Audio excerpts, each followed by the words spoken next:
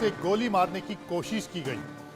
सुखबीर सिंह बादल अमृतसर के golden temple में धार्मिक सजा काट रहे हैं। डेरा सच्चा सौदा के प्रमुख राम रहीम को माफी देने को लेकर सिखों की सर्वोच्च अदालत अकाल तख्त ने उन्हें सजा दी है।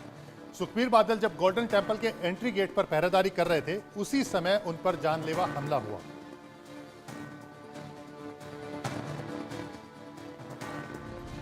सुखबीर सिंह बादल की धार्मिक सजा का दूसरा दिन था।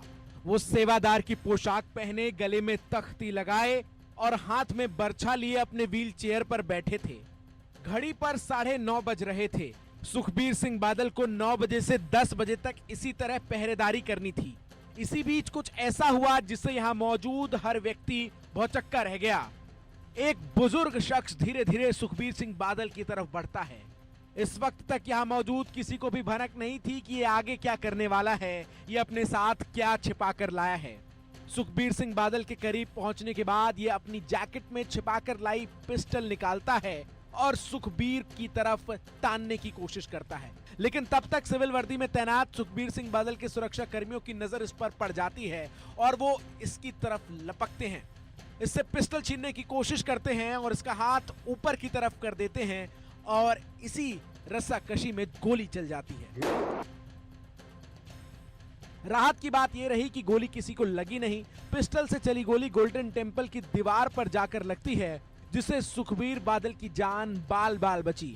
इस बीच बाकी सुरक्षा कर्मी सुखबीर सिंह बादल को अपने सुरक्षा घेरे में ले लेते हैं। उधर गोली चलने के बाद हमलावर यहां से भागने की कोशिश करता है, लेकिन पुलिसकर्मी उसे पकड़ लेते हैं।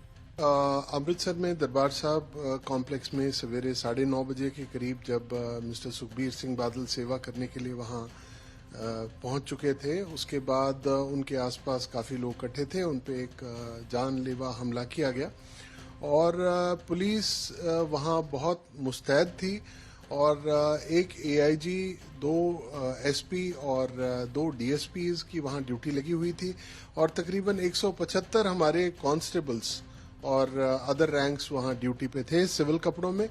और जैसे ही उनको इस व्यक्ति पे, हमलावर पे शक हुआ, उसको इमीडिएटली उसको काबू किया गया और उसको निष्क्रिय किया गया, जिसकी वजह से आज एक बहुत बड़ा हादसा होते होते टल गया।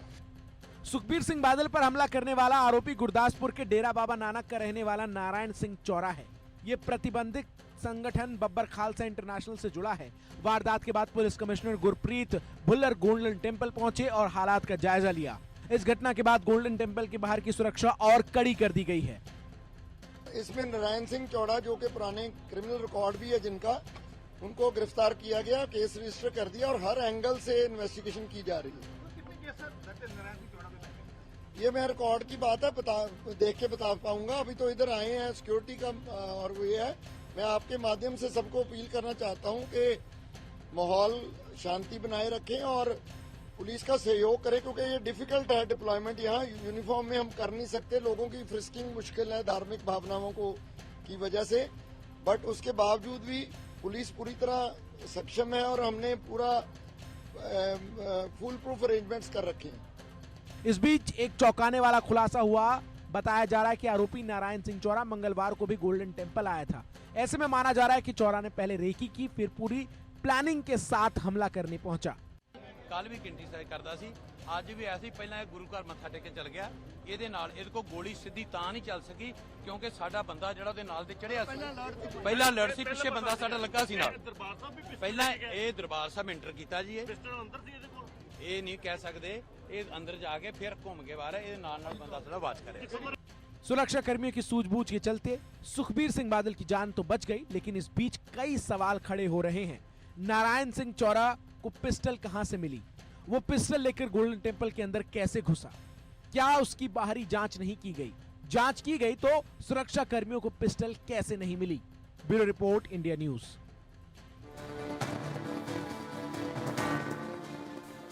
और हम आपको दिखाते हैं कि नारायण सिंह चौरा और ये जो घटना हुई, नारायण सिंह चौरा कौन है और कैसे ये घटना हुई। ये जो आप मेरी स्क्रीन के ऊपर जो आप तस्वीरें देख रहे हैं, ये आप देखिए,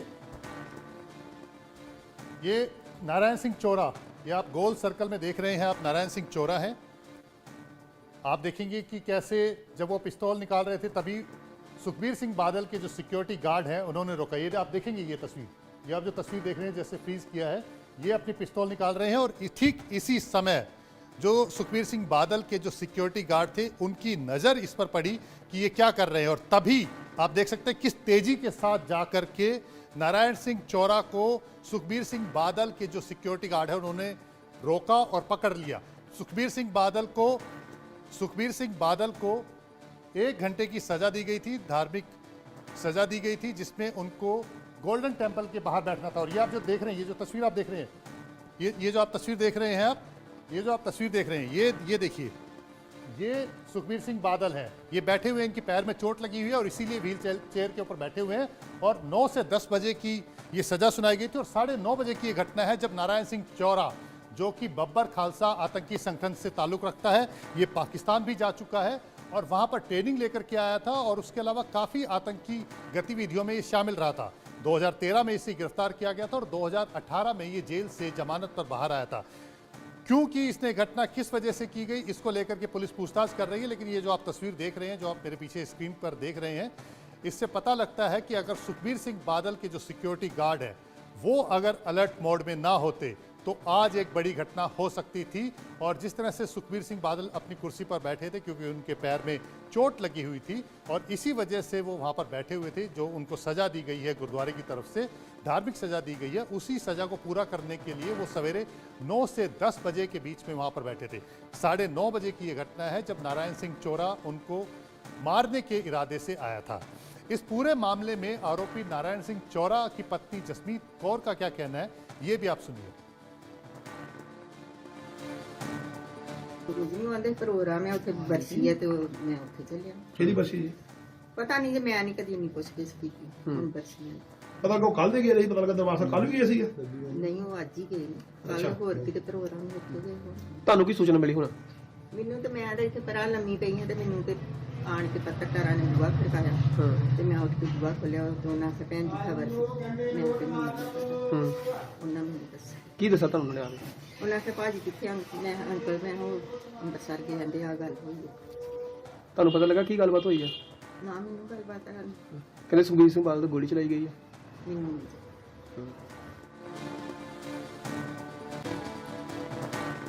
हमलावर नारायण सिंह चौरा प्रतिबंधित संगठन बब्बर खालसा इंटरनेशनल यानी कि BKI से जुड़ा हुआ है। सूत्रों की माने तो चौरा 1984 में पाकिस्तान गया था और खालिस्तानी आतंकवाद के शुरुआती चरण में पंजाब में हथियारों और विस्फोटकों की बड़ी तस्करी में मदद कर रहा था।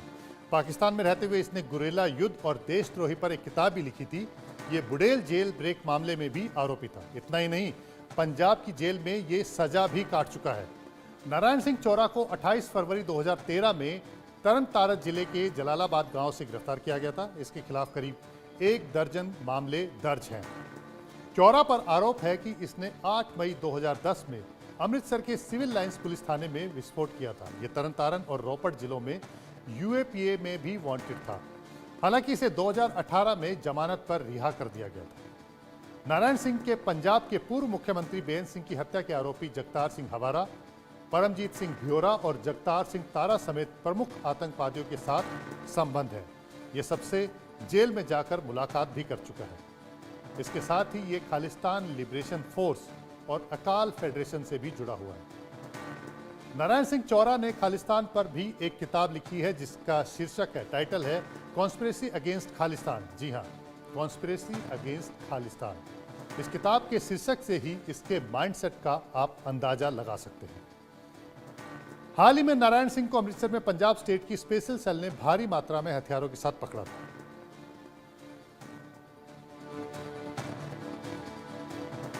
पंजाब पुलिस की मुस्तैदी करके अज एक बहुत वड्डी घटना जिहड़ी है वो होणों बच गई।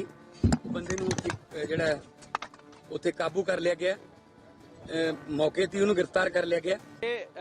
जो घटना घटी है हम लोग उसकी कड़ी निंदा करते हैं।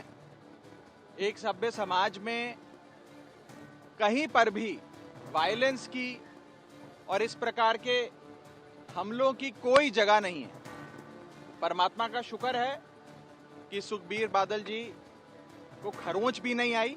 अगर उन्होंने कोई कार्रवाई की है और उस कार्रवाई को बहुत ही एक पाक तरीके से श्री सुखबीर सिंह बादल उसको क्रियान्वित कर रहे थे, उनके ऊपर हमला करना बहुत ही दुखद है, बहुत ही निंदनीय है। ये अनफॉर्चुनेट है, निंदनीय है, होना नहीं चाहिए था। और हमारी मौजूदा प्रदेश सरकार का इंटेलिजेंस फेलियर है, उनकी इमेच्योरिटी इसमें दिख रही है। सिखों की परंपरा है, सर्वोच्च अदालत ने उनको सजा दे रखी है, वो सजा जो सजा सुनाई है उसके मुताबिक वो बैठे हुए हैं, तो उसके ऊपर ऐसे हमला करना ये गलत बात है, ये बहुत गलत हुआ है और बड़ी गलत मानसिकता वाले लोग हैं जिसने ये हमला किया। तो ये बहुत मंदभागी और बहुत दुर्भाग्यपूर्ण घटना है। दूसरा ये है कि लॉ एंड ऑर्डर मेंटेन करना जो भी सूबे की सरकार होती है वो उनकी जिम्मेदारी होती है कहीं भी। और गोल्डन टेम्पल हमारा सबसे सेंसिटिव, सबसे पवित्र स्थान है, उसकी सुरक्षा पंजाब सरकार जो आम पार्टी की सरकार है और जो भगवंत सिंह मान जी की सरकार है, वो उनकी फेलियर है जो वहाँ लॉ एंड ऑर्डर मेंटेन नहीं कर पाए। साजिश भी हो सकती है, इसकी प्रॉपर जो है इंक्वायरी होनी चाहिए। कहाँ गई थी इंटेलिजेंस, कहाँ थी सिक्योरिटी,